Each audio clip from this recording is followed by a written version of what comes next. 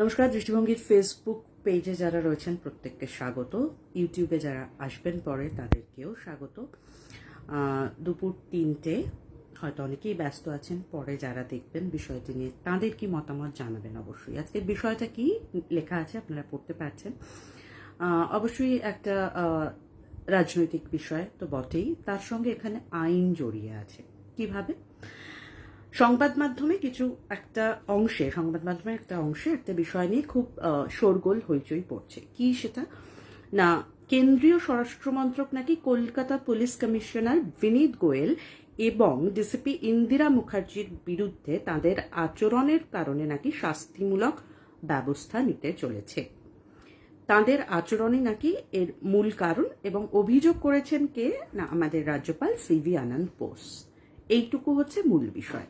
এবার এখানে আইনের বিষয় যেটা রয়েছে বা যে নিয়মগুলো রয়েছে, সেই নিয়মগুলো কি কি রয়েছে সেটাতেও আসবো। এখন এটা কি আদৌ সম্ভব?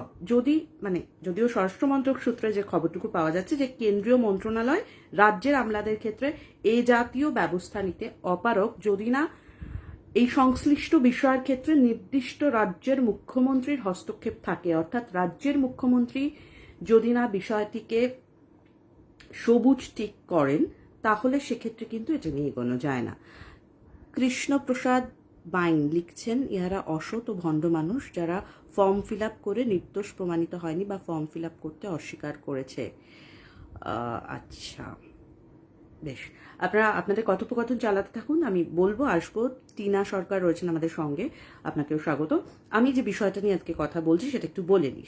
যেটা বললাম যে সিভি আনন্দ বোস একটা অভিযোগ করেছেন আচরণের বিরুদ্ধে কলকাতার পুলিশ কমিশনার বিনীত গোয়েল এবং ডিসিপি ইন্দিরা মুখার্জির বিরুদ্ধে। কিন্তু সেটাই কি আদৌ কেন্দ্রীয় স্বরাষ্ট্রমন্ত্রক কোনো শাস্তিমূলক পদক্ষেপ করতে পারে, সেটাই প্রশ্ন। আইন কি বলছে বিষয় সেটা একটু বলে নিই। যে all India services conduct rules অনুযায়ী 1968-তে যেটা হয়েছিল, যে এবং all India services discipline and appeal rules অনুযায়ী, অর্থাৎ 1969-এর যে এটা রয়েছে রুলটা, আইপিএস সহ অল ইন্ডিয়া সার্ভিসের সদস্যদের জন্য শাস্তিমূলক ব্যবস্থা যদি নিতে হয়, তাহলে একমাত্র নির্দিষ্ট সংশ্লিষ্ট ওই রাজ্য সরকারের অধীনে কাজ করা সরকার নিজেই সেই ব্যবস্থা নিতে পারে।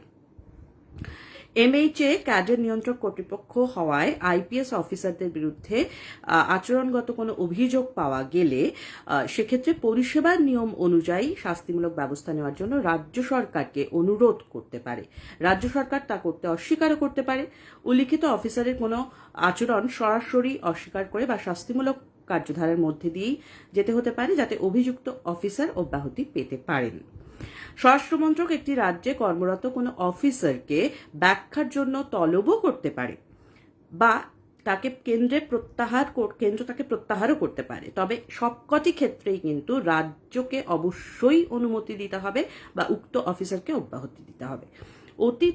এক্ষেত্রে যদি অতীতে ফিরে যাই, আমরা অতীত বলছে এরকম দুটো ঘটনার কথা, যে ক্ষেত্রে আমরা দেখেছি পশ্চিমবঙ্গের মুখ্য সচিব আলাপন বন্দ্যোপাধ্যায় এবং তৎকালীন কলকাতা পুলিশ কমিশনার রাজীব কুমারের ক্ষেত্রে এরকম ঘটনা রয়েছে নজির। রাজ্য সরকার দৃঢ়ভাবে তাদের পাশে দাঁড়ানোয় কোনো কর্মকর্তারই কোনো ক্ষতি হয়নি। প্রেক্ষাপটের পরিপ্রেক্ষিতে বাস্তবসম্মতভাবে কেন্দ্রীয় স্বরাষ্ট্রমন্ত্রক বিনীত গোয়েল এবং ইন্দিরা মুখার্জির বিরুদ্ধে বাংলার গভর্নরের অভিযোগের বিষয়ে আইনানুগ পদক্ষেপ কি করতে পারেন সেটাই এখন দেখার। শেষ পর্যন্ত যে প্রশ্নটা থেকে যায়, যেটার জন্য আজকে মন্ত্রিমা এবং এই বিষয়টা নিয়ে আমি আলোচনা করছি, সেটা হচ্ছে কোনো রাজ্যের রাজ্যপাল, সিভি আনন্দ বোসের কথা বলছি এক্ষেত্রে, তার তো নিশ্চয়ই আইন সম্পর্কে অবগতি রয়েছে। তিনি তো নিশ্চয়ই জানেন আইন এবং ধারা কিভাবে পদক্ষেপ করা যেতে পারে। তারপরেও এমন অভিযোগ করে শোরগোল করা তার পদমর্যাদার ক্ষেত্রে কি সমীচীন? আমি জানি না বিষয়টা। আমরা সকলেই সাধারণ মানুষ, আমরা পদগুলোকে ভীষণ সম্মান করি এবং পদের মর্যাদা যারা রাখতে পারেন তারাও আমাদের কাছে সম্মাননীয়। কিন্তু যদি সেখান থেকে বিচ্যুতি ঘটে তাহলে কিছু প্রশ্ন থেকেই যায়। সেই একটা প্রশ্নই আজকে, যেহেতু সংবাদ মাধ্যমের একটা অংশে এই বিষয়টা নিয়ে শোরগোল পড়েছে, আমার মনে হলো এই বিষয়টা আপনাদের জানানোর প্রয়োজনীয়তা রয়েছে। আপনারা কি ভাবছেন জানাবেন অবশ্যই, কারণ রাজ্যপালের ভূমিকা ভীষণ গুরুত্বপূর্ণ যে কোনো রাজ্যের ক্ষেত্রে, সেই সঙ্গে রাজ্য সরকারের কি পদক্ষেপ বা রাজ্য সরকারের কি কি ক্ষেত্রে সে হস্তক্ষেপ করতে পারে সেটাও তো রাজ্যপালের জানার কথা, আমার আপনার চেয়েও বেশি জানার কথা, সেই কারণেই সেই পদে আসেন তিনি।